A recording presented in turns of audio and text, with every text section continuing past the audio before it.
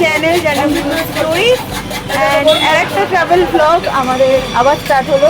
একদিনেরই ট্রিপে যাচ্ছি আমরা, যেটা হচ্ছে মন্দারমণি যাচ্ছি। আর এখন আমরা হাইওয়েতে আছি। হাইওয়েতে এখন আমরা ব্রেকফাস্ট করতে এসেছি। তো আমরা অনেক কতটা চলে এসেছি, 80 কিলোমিটার মতো আমরা চলে এসেছি। এসে আমরা এখন খেতে এসেছি। আর মাঝখানে রাস্তা অনেক কিছু হয়েছে, সেটা আমি তোমাদের শর্ট ক্লিপে পরেরটা দেখিয়ে দিচ্ছি। আর আমি একটা ক্লিপ নিতে পেরেছিলাম, কারণ রাহুলের সকাল থেকে প্রচুর মাথা গরম। আমি 1 ঘন্টা ডিলে হয়ে গেছি। তারপরে আবার বৃষ্টি, তারপরে আবার 7টা কাছে একটু জ্যামও পড়েছিল। তো সব কিছু নিয়ে ভীষণ এক্সস্টেড হয়ে গেছি। আর ট্রাভেল করলে একটু এক্সস্টেড হয়। যাই হোক, আপাতত ভালো যে আমরা অনেকটা কভার করেই ফেলেছি। অ্যান্ড এখন খাওয়া দাওয়া করবো। ভাবলাম ব্লগটা এখন থেকে স্টার্ট করি। তো চলো এবার কি হয় পরপর দেখতে থাকো। আমরা খাওয়া দাওয়াটা কমপ্লিট করি আগে। মন্দারমণির ট্রিপটা স্টার্ট করার পর এই ক্লিপটা আমি ফার্স্ট নিই। কী বলবো তোমাদেরকে, এমনিতেই তো সাঁতরাগাছির জ্যামে পুরো পাগল অবস্থা আমাদের হয়েই গেছিলো। তার মধ্যে আবার একটু রাস্তা আস্তে আস্তে হালকা হালকা বৃষ্টি হওয়া স্টার্ট হয়। ভেবেছিলাম রেনকোট পরবো না ইনিশিয়ালি, বাট তারপর বৃষ্টিটা বাড়লো বলে আমাদেরকে একদিকে দাঁড়িয়ে আবার রেনকোটও পরতে হয়েছিল। অ্যান্ড ট্র্যাজিক পার্টি, আমরা রেনকোট পরে কিছুটা এগিয়ে এসেছি, বৃষ্টি শেষ। তারপর লাগছে প্রচণ্ড গরম। তো আবার আমরা সাইডে দাঁড়ালাম রেনকোটটা খোলার জন্য। অ্যান্ড তারপর তো আমাদের খাওয়া দাওয়ার হলটা নিয়েছিলাম, যেটা তোমাদের সাথে আমি এবার শেয়ার করব। তো এই ফার্স্ট পার্টটা আমি তোমাদের সাথে শেয়ার করলাম। অ্যান্ড এখানে আমার ব্রেকফাস্ট এসে গেছে, ডিম পাউরুটি আমারটা এসে গেছে, যেটায় লঙ্কা বোধহয় দেওয়া নয়। আর রাহুলেরটা ওই যে এসে গেছে, রাহুলের ডিমের অমলেটটা একটু লঙ্কা দেওয়া আছে। অ্যান্ড আমরা এখান থেকে একদম রেডি হয়ে প্যাক করে নিয়েছি। এবার আমরা বেরোবো। তার আগে রাহুলকে দুটো ছবি তুলে দিতে হবে ওর বাইকের সাথে।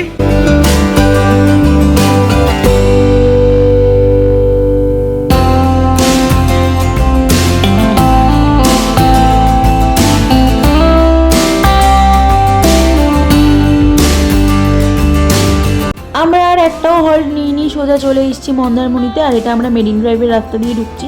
আমরা চাউলখোলা হয়ে আসিনি, এবার চাউলখোলাটাকে আমরা একদমই অ্যাভয়েড করলাম।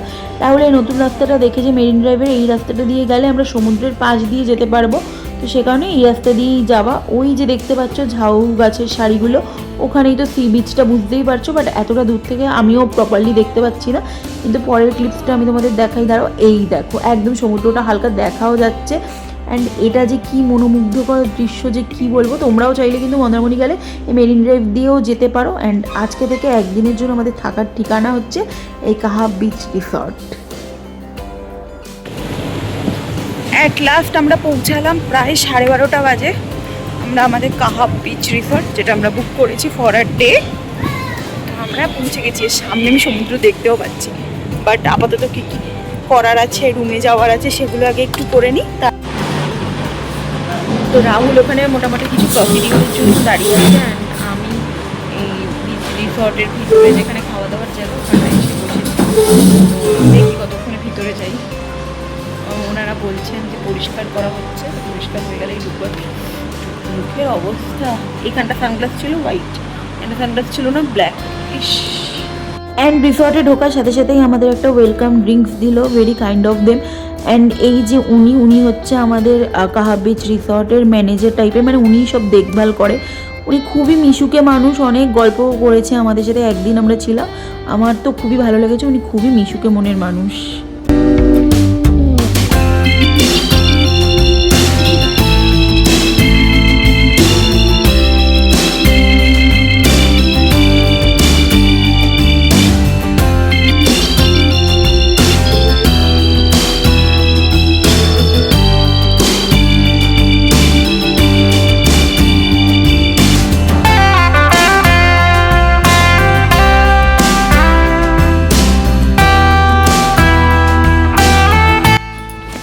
তো রুমে এসে আমরা একদম ফ্রেশ হয়ে নিয়েছি। আর ফ্রেশ হয়ে এখন আমরা পুলে যাব না, পুলে আমরা পরে যাব।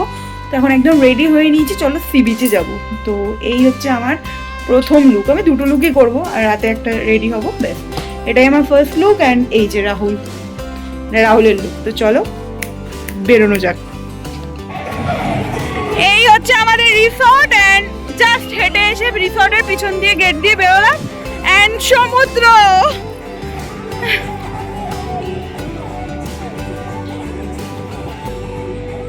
চল এ বাবা, এবার একটা পুচকুচি আছে এখানে।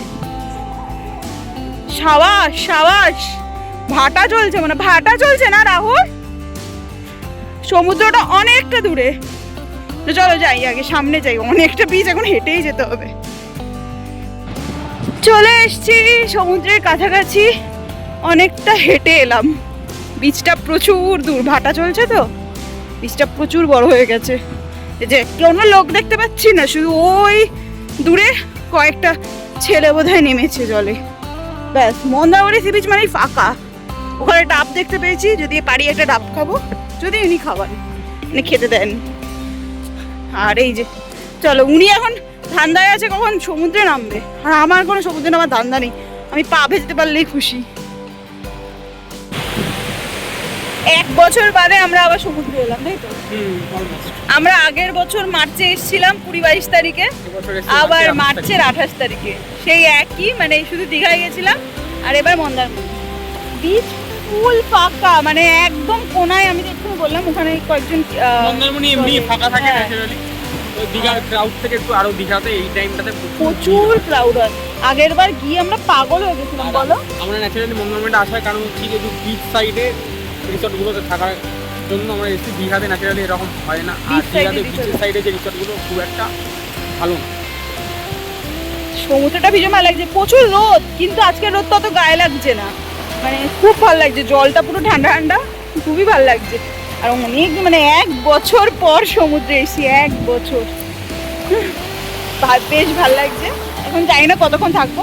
আরে রাহুল যেতে শুরু করে দিয়েছে, বলেছিল বিকালে নামবে, ও আর পারছে না, ও চললো। যা গো, আমি বেশি জলে যেতে পারি না গো, আমি এতটুকু, মানে হাঁটু অব্দি আমি ঠিক আছে। আর ছবি তুলতে রাখছি, তারপর একটা ছবি ওকে আগে তুলে দিই, নাহলে চিৎকার করে দেবে।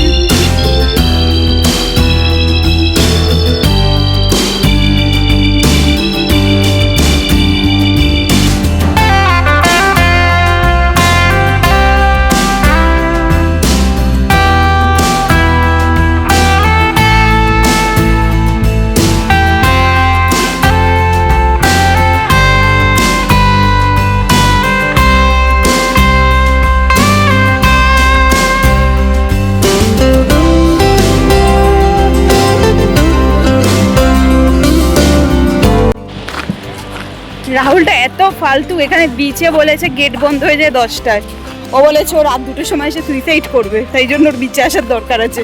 কি বলেছে ছেলেগুলো তোমাকে? তো এখন আমরা এখানে বিচটাতে একটু ঘুরে নিলাম, এখন আমরা যাচ্ছি আবার রুমের দিকে, কারণ আমাদের 2:30 বেজে গেছে, খাওয়া দাওয়ার অর্ডার দেওয়া আছে। আর দুপুরে আজকে অর্ডার করেছি হচ্ছে ভেজ ফ্রাইড রাইস আর গার্লিক চিকেন, তো ওটা গিয়ে এখন দুপুরবেলা এখন খাবো, মানে যাচ্ছি গিয়ে খেয়ে নেবো, তারপর 4টে 4:30 নাগাদ ওর সমুদ্রের ক্রেভিংস মেটাতে আমরা আবার সমুদ্রে আসবো, তারপর আবার পুল করে তারপরে আমরা আবার রেডি হয়ে বেরোবো। তো চলো এবার বিচে যাই, আর আমার বিচটা দেখবে, মানে বিচ বলছি সরি, রিসর্টে যাই। রিসর্ট ওই যে দূরে, আর আমরা সমুদ্র থেকে এতটা হেঁটে চলেও এসেছি, মানে ভাবো কতটা দূরে সমুদ্রটা ভাটার জন্যে।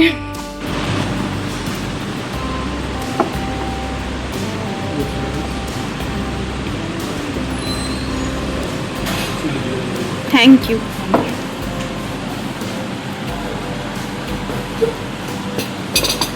এই যে আমাদের আজকে দুপুরের মেনু, ভেজ ফ্রাইড রাইস আর এটা গার্লিক চিকেন, আমার টেস্টি লাগছে। তাহলে এটা সার্ভ করে দাও প্লিজ, নাকি আমি করে দেবো? তুমি করছো?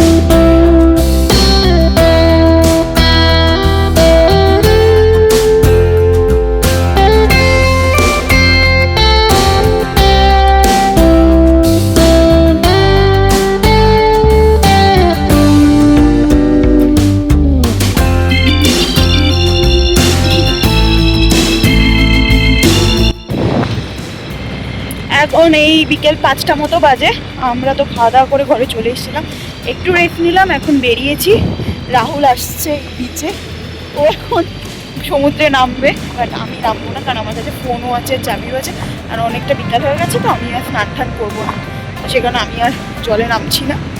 তো ওই শুধু নামবে, দাঁড়াও দেখাই। রাহুল সমুদ্রে নামবে? আমি শুধু দেখবো কত দূর যায়, আমি ডাক মারবো, কারণ ও যত দূর যায় আমার বুকের ভিতরটা ধাক ধাক হতে থাকে টেনশনে। কিন্তু এখন কিন্তু সমুদ্রটাকে অনেক বেশি সুন্দর লাগে। ও ওয়াও, সানসেট হবে জাস্ট, মানে হবে কি আর একটু পরে। ও ওইদিকে দেখি, তাহলে যাক। হ্যাঁ রাখো, হাম হ্যাঁ, हम साथ साथ हैं जन्मों की साथी, हम साथ साथ हैं।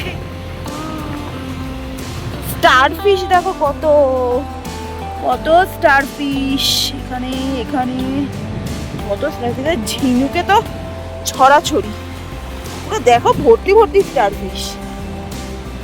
দেখো চলেও গেছে কত দূর, অল্প।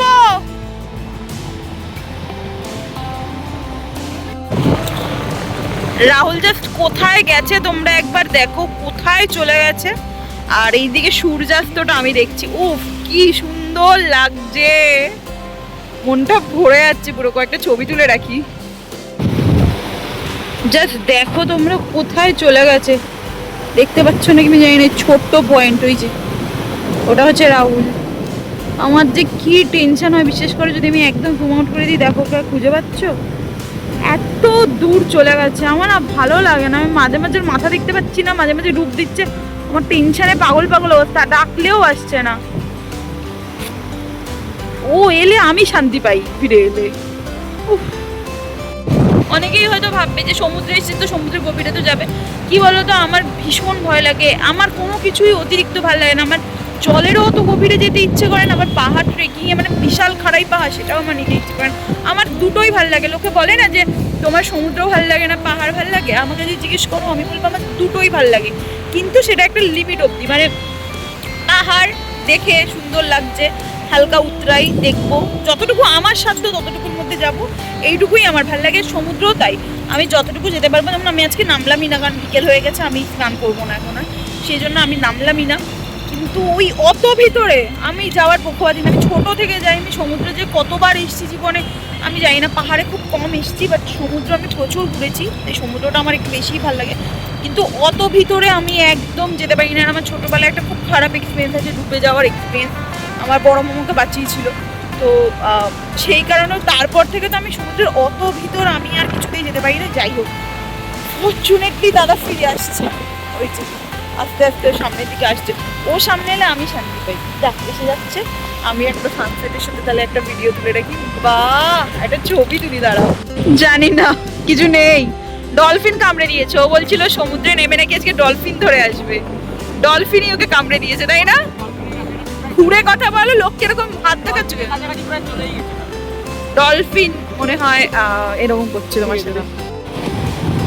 ব্যাস সি বিচের ওই দিক থেকে এবার আমরা এই দিকে চলে এসেছি, ও আবার জলে চলে গেছে, কারণ এই দিকে অনেক লোক আছে, তো ওর মনে হয়েছে এই জায়গাটা ওখানটায় ফুটফুট করছিল, এই জলে হয়তো ফুটফুট করবে না, তাই চলে গেছে আবার। আমি আর ডাকবো না, যেখানে যায় যাক। আর এদিকে একটু বেশি লোক আছে, তাই আমারও একটু দাঁড়াতে ভালো লাগছে, নাহলে ওই জায়গাটা ওই দিকটা আমি একদম একা ছিলাম। তো মন্দারমণির ফার্স্ট পার্টটা আমি এই অবধিই রাখলাম, নেক্সট পার্ট নিয়ে খুব তাড়াতাড়ি তোমাদের সাথে দেখা হবে। সমুদ্র দিয়েই আজকের পার্টটা শেষ করছি, কেমন লাগলো সেটা অবশ্যই জানিও, ভালো লাগলে লাইক করে দিও, কমেন্ট করো অ্যান্ড সাবস্ক্রাইব করো। খুব তাড়াতাড়ি দেখা হবে নেক্সট পার্টটা নিয়ে। তো চলো, ততক্ষণের জন্য বাই বাই।